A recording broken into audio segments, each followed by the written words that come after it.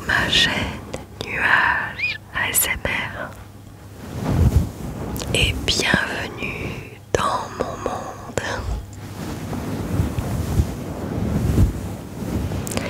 Et merci à tous les fidèles et ponctuels viewers et toutes les personnes qui me laissent des commentaires, qui regardent mes vidéos et qui, de près ou de loin, sont toujours là. Merci à vous tous.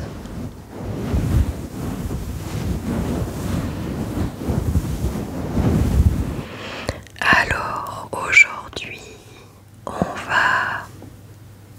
Qu'est-ce que c'est ça? Aujourd'hui, on va partir sur eh bien, des explications d'expressions françaises. Alors, je n'ai rien préparé, donc ça sera du spontané et je suis en train de chercher un article avec eh bien une explication d'expression française. Alors autant avant j'en trouvais comme ça, toujours sur le site, ça m'intéresse. Et là, j'en trouve pas. Alors, on va trouver.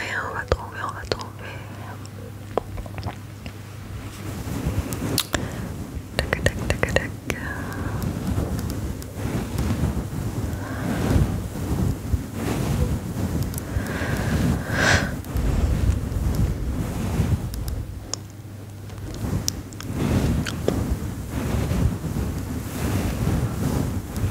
Bon, quand vous voulez.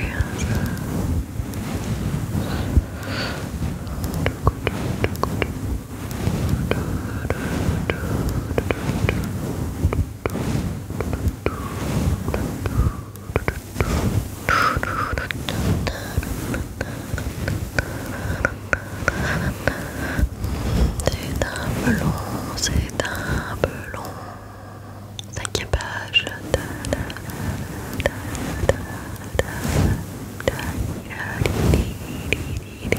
Ça se trouve j'en ai loupé. Ah, j'en ai une. Arrêtez tout, j'en ai une. Bon, c'est pas trop une expression, c'est un mot. Mais bon, c'est bien. Alors, origine et signification de l'expression baragouiner.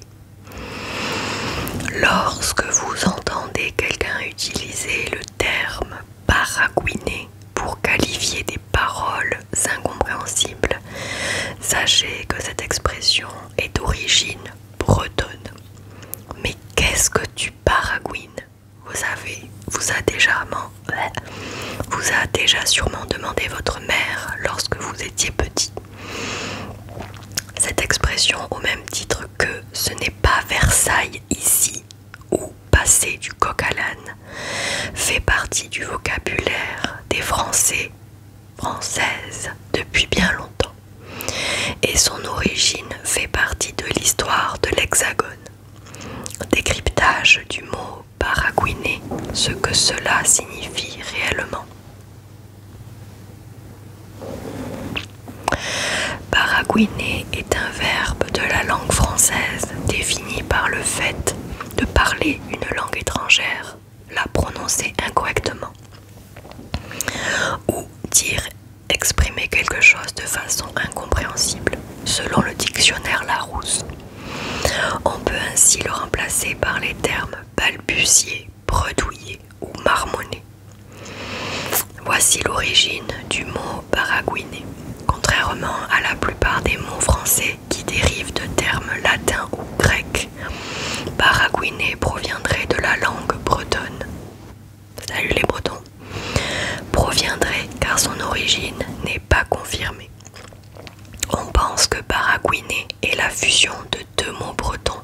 savoir Bara, le pain, et Gwyn, le vin. Mais quel rapport entre ces deux mets et l'expression? La légende raconte que pendant la guerre de 1870 opposant la Prusse à la France, des soldats bretons affamés, ne maîtrisant pas la langue de Molière, demandaient dans leur jargon du Bara et du Gwyn. Leurs supérieurs, ne comprenant pas ce que leurs hommes leur demandaient, ont commencé à inventer un mot baragouiné. Ce n'est pas tout. En langue bretonne, baragouiné se dit Gregachin, G-R-E-G-A-C-H-I-N tilde sur le N, ce qui signifie littéralement parler grec, explique au Figaro Garsande de Villeneuve, autour du petit dictionnaire insolite du breton et des bretons, édité par Larousse. Quels sont les autres mots français d'origine bretonne? D'autres mots que nous utilisons couramment viennent aussi du breton.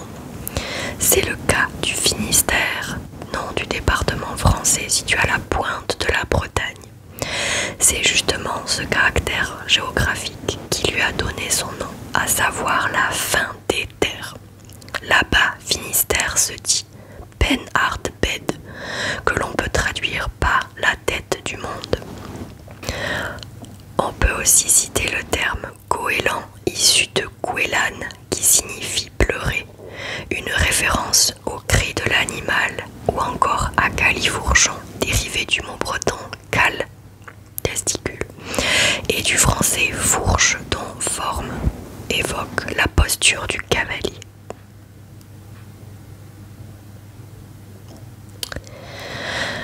Voilà, ensuite...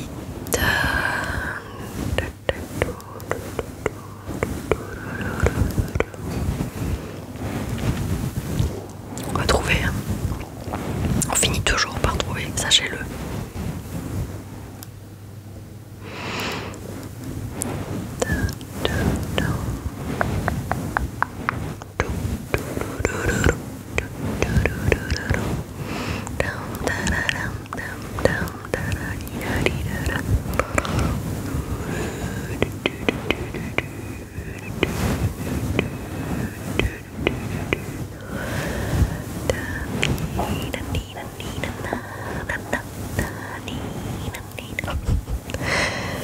Vous aimez quand je chantais, quand je chantais.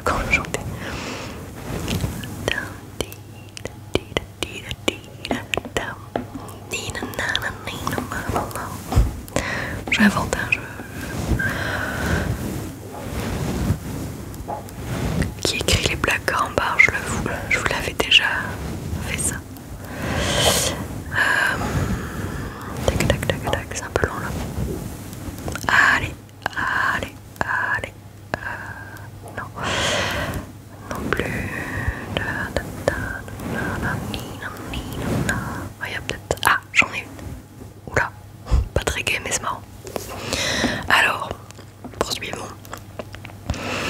D'où vient l'expression se retrouver 6 pieds sous terre? Attendez, ça m'agace un petit peu. Voilà. Un peu de bruit. Alors, de la grande peste de Londres aux pratiques funéraires modernes, plongées dans l'histoire d'une expression macabre.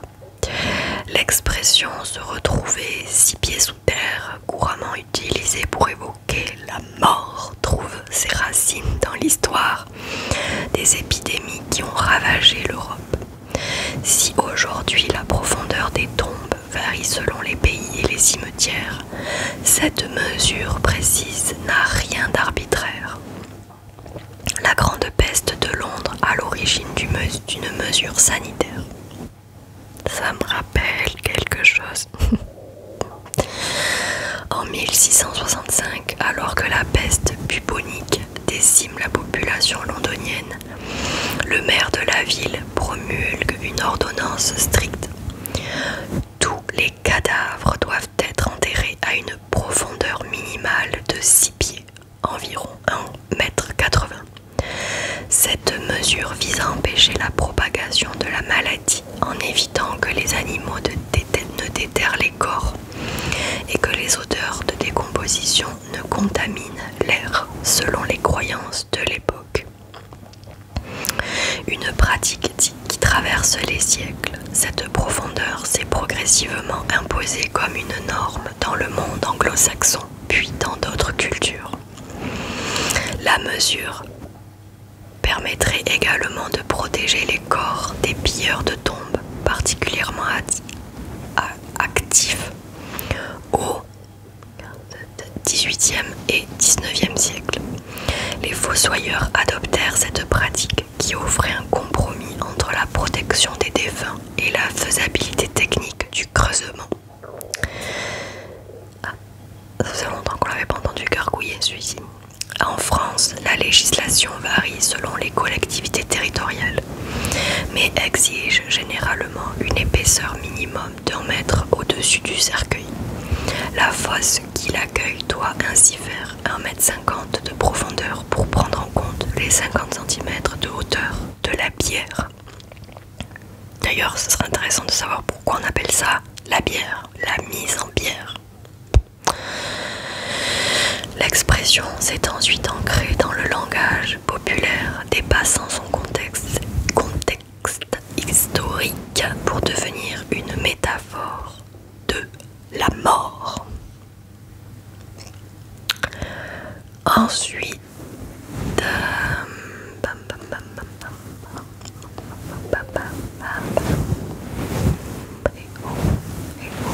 on rentre du boulot.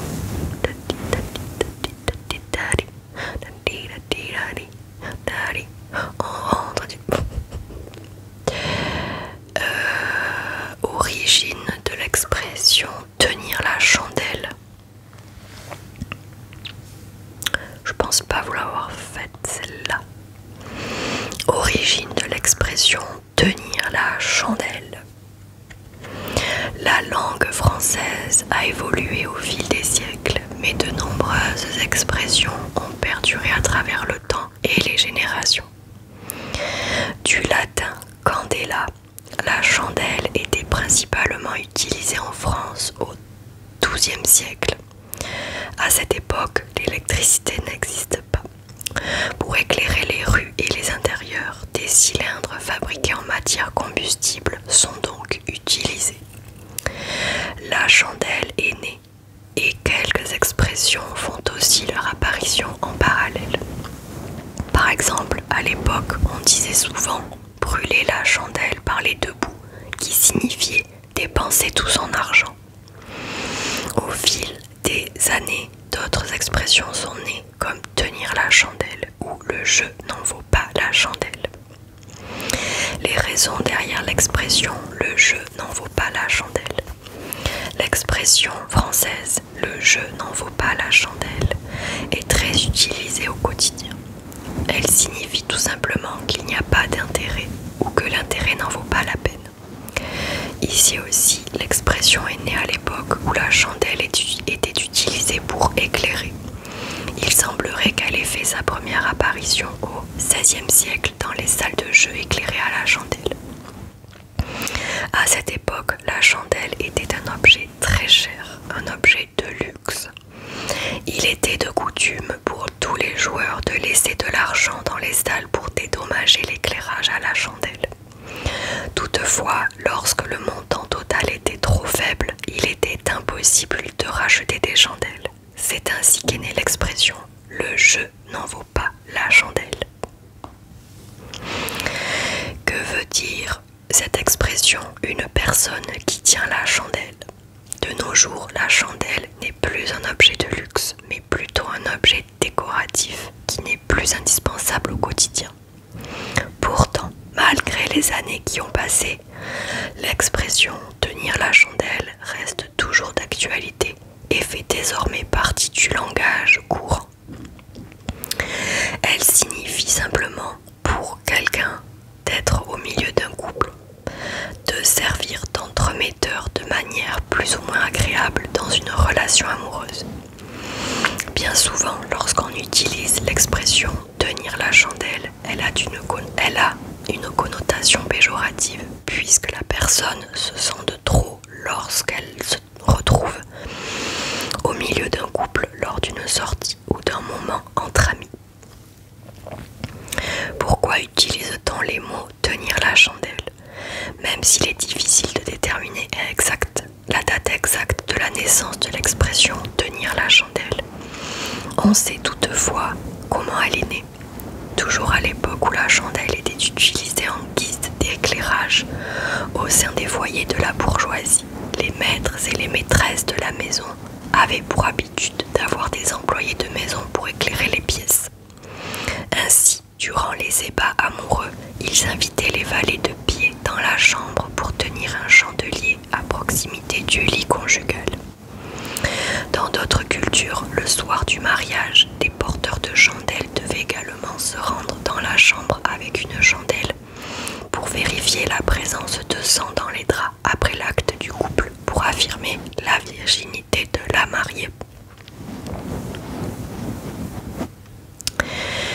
Ensuite, là il y en a une qui peut m'intéresser. Voilà. D'où vient l'expression être riche comme Crésus? Vous avez certainement déjà entendu l'expression française être riche comme Crésus. Elle se rapporte au personnage historique Crésus et désigne un être très fortuné. Mais alors, qui était Crésus et pourquoi a-t-il hérité d'une telle expression? Pour comprendre ses origines, il faut remonter au 5e siècle avant Jésus-Christ. L'expression être riche comme Crésus est apparue pendant la Renaissance, période qui a vu un regain d'intérêt pour les figures historiques de l'Antiquité, dont Crésus. La littérature classique gréco-romaine était redécouverte et exposée aux yeux de l'Europe. L'historien grec Hérodote est l'un des premiers à avoir relaté la légende de Crésus par écrit. Dans l'œuvre Histoire, il raconte comment Crésus a exhibé sa fortune devant le législateur athénien Solon. Peu impressionné, Solon lui dit « N'appelons personne heureux avant sa mort ». Cet avertissement fut réel puisque Crésus connut une fin tragique. Signification: pourquoi dit-on riche comme Crésus? L'expression être riche comme Crésus est utilisée pour qualifier une personne avec une richesse abondante, en référence à Crésus, un personnage qui a réellement existé.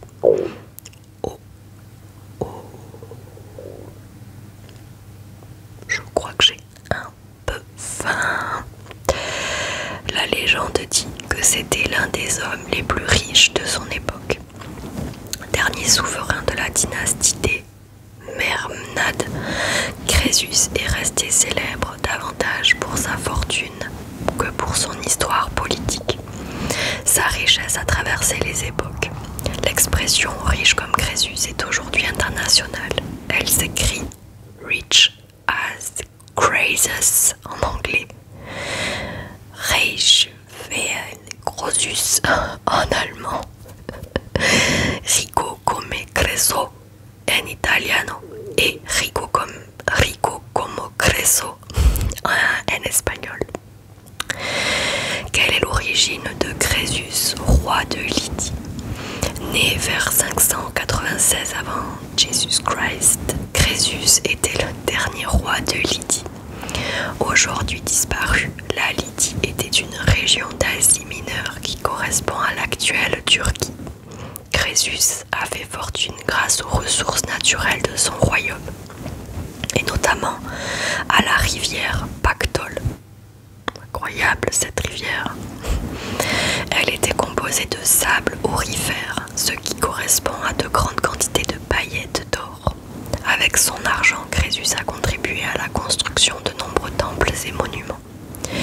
Il a notamment rebâti le temple d'Artémis à Éphèse, l'une des 7 merveilles du monde.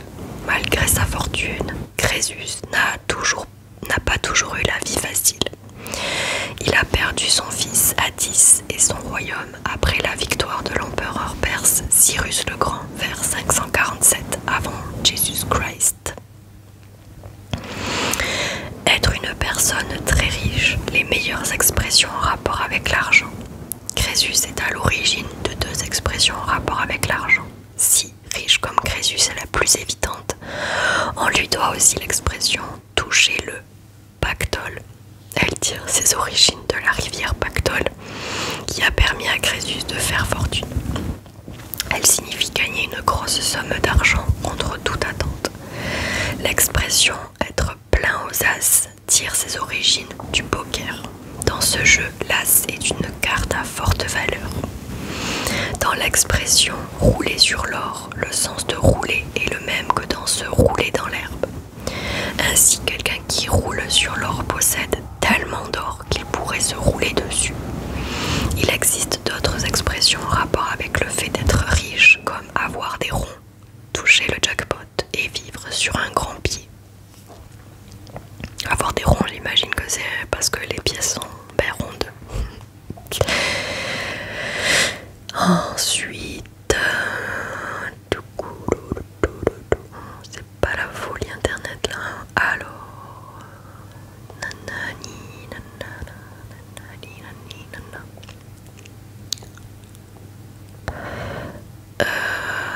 Voyons voir qu'est-ce qu'il y a pour terminer. Bam bam bam. Oh, mais ça on s'en fiche. Ouais, ça peut être pas mal. Pourquoi dit-on qu'on est dans le coltard lorsqu'on se réveille fatigué? Être dans le coltard évoque aujourd'hui un état de confusion mentale, de fatigue ou d'étourdissement. Mais cette expression populaire trouve son origine dans l'industrie du 19e siècle et ses dangers méconnus. Nous connaissons tous le sens de cette expression. Elle signifie avoir l'esprit confus, être mal réveillé ou bien se sentir ensuqué, comme on l'entend dans le Midi. Mais d'où vient cette expression? Le terme coltard vient de l'anglais coal, charbon, et tar, goudron. Il désigne une matière épaisse, collante et noire issue de la houille qui servait à colmater les coques de bateaux. Le coltard ou goudron de houille a joué un rôle majeur dans la révolution industrielle. Ces émanations toxiques provoquaient souvent des vertiges et des malaises chez les ouvriers qui le manipulaient. Cette réalité industrielle a donné naissance à une expression qui s'est progressivement ancrée dans le langage courant, bien au-delà des usines et des chantiers navals. L'équivalent serait être dans le cirage, comme le soulignait le regretté linguiste Alain Ray. L'Académie française réprouve cet anglicisme et préconise d'employer goudron de houille à la place. Elle a peu de chances d'être entendue, d'autant que la variante coltard a tendance à remplacer la graphie anglaise dans l'usage courant. Des vapeurs toxiques à l'expression populaire. L'origine de l'expression remonte à la fin du 19e siècle, en plein essor industriel. Les ouvriers exposés aux vapeurs de goudron de houille souffraient fréquemment de maux de tête, de vertiges et de confusion mentale. Ces symptômes étaient si courants que l'expression être dans le coltard s'est rapidement répandue dans le monde ouvrier pour décrire un état d'hébétude. Les médecins de l'époque ont documenté ces effets, contribuant à la reconnaissance des risques liés à cette substance. Le goudron de houille est d'ailleurs un cancérigène reconnu. Une expression ouvrière entrée dans le langage populaire. Au fil des décennies, l'expression s'est détachée de son contexte industriel pour entrer dans le langage populaire. Aujourd'hui, rares sont ceux qui connaissent l'origine industrielle de cette expression, devenue synonyme de tout état de confusion ou de fatigue intense. Le terme coltard lui-même a presque disparu du vocabulaire courant, sauf dans cette expression figée qui témoigne de l'impact durable de la révolution industrielle sur notre langue.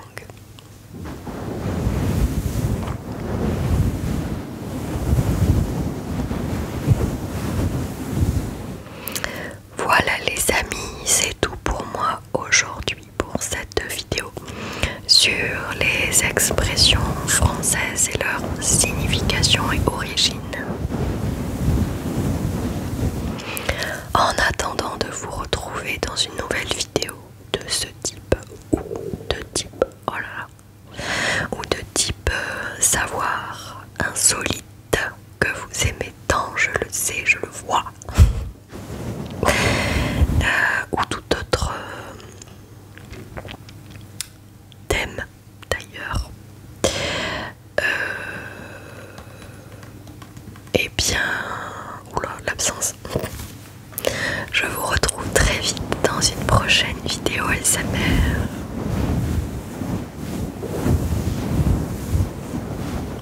Prenez bien soin de vous, prenez soin de vous. Buvez de l'eau, mettez de la crème solaire, restez à l'ombre. Et puis, eh bien, voilà. Bon anniversaire, je ne sais pas pourquoi je pense à ça. Bon anniversaire à toutes les personnes qui sont nées au mois de mai. Les petits taureaux et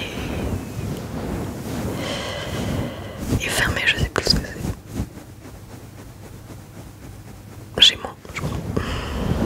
Bref, voilà, bon anniversaire à tous les gens qui sont nés au mois de mai. Je vous fais de très gros bisous les amis. Je vous retrouve très bientôt sur Nuage ASMR. Des gros bisous. À très vite. Et d'ici là, prenez soin de vous. Bisous.